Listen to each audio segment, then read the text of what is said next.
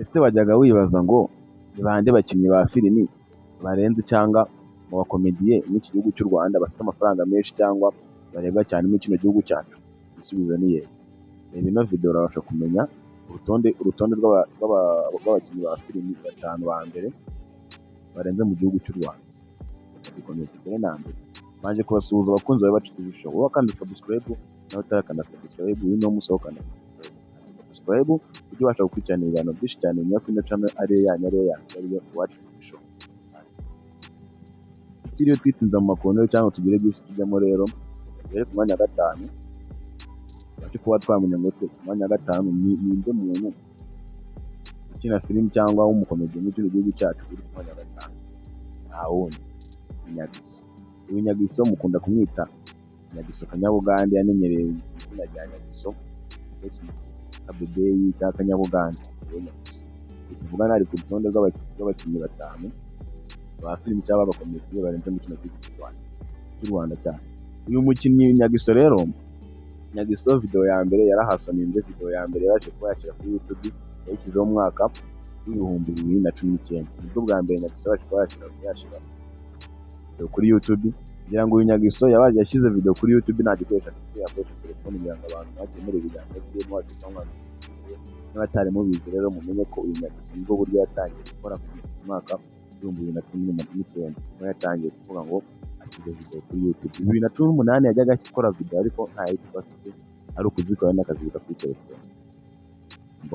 Ku mwanya wa 4 wakwibaza ngo nini? Ku mwanya wa 4 rero turasanga uwo bita Bamenya. Uyu muzi nk'Abamenya mwamenye mu maseri, Abamenya ari umukozi wo mu rugo, akina ari umuntu w'injizi w'inzanga. Uyu Bamenya rero yaje iwabo umuryango we wabanje kugira amafaranga baza gukena, ariko tuvugana Bamenya ahagaze neza muri filimi Rwanda.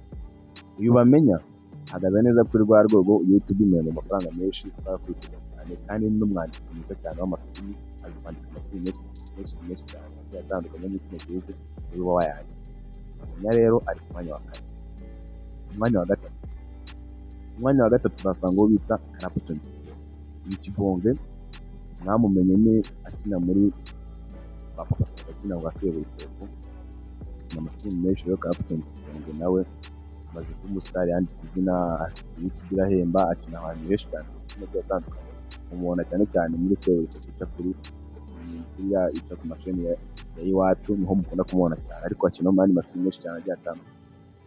Uyu Clapton Kibonge nawe yarihimbye, yahereye kuri cyane akina, rero ko yatangiye kuzamura anashimira cyane niyo bita Saba, niyo yahereye akina muri za filimi ziwe.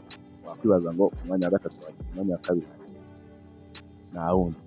Umwanya wa 2 aho bita Dadi, ariwe Kirama, bamwita Niyonshuti Yannick. Uyu Niyonshuti Yannick yarahasoninze, abenshi bavuga ko nawe nubwo yita Dadi yageze ku myaka, ariko yamuciyeho ubu ni ku mwanya wa 2. Uyu Niyonshuti Yannick rero dukunda kwita Kiramani, kuko ni nyinshi cyane zihemba. Ibyo bita Kiramani Empire, Big Mind na The Kingdom zose zirahemba. Uyu Kiramani rero yinjiza akayabo k'amafaranga menshi cyane iyo tugiye bafite nyinshi, kandi ararega cyane, yarahasoninze, yarakobotse nawe yarakoze cyane ariko bari ku mwanya wa 2. Ese wakwibaza ngo ni ku mwanya wa? Umwanya wa mbere turahasanga Ibamba Magagari, umukinnyi wa filimi urenze mu gihugu cy'u Rwanda, uri ku mwanya wa mbere.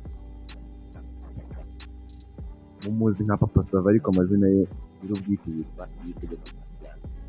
Iyi Niyitegeka Garasiana ntiwabara amazina ya buri koko n'andi menshi cyane za Papa Sava, n'andi mafilimi menshi cyane yagiye akina. Uyu yatangiye gukina filimi kera cyane mu mwaka w'ibihumbi 2010. Mu mwaka w'ibihumbi 2010 uyu yatangiye gukina, ubwo yatangiye gusohoka filimi akageza kuri YouTube, ariko akakora YouTube itaramuhemba, arakomeza arakora arahasoninga YouTube ibasha.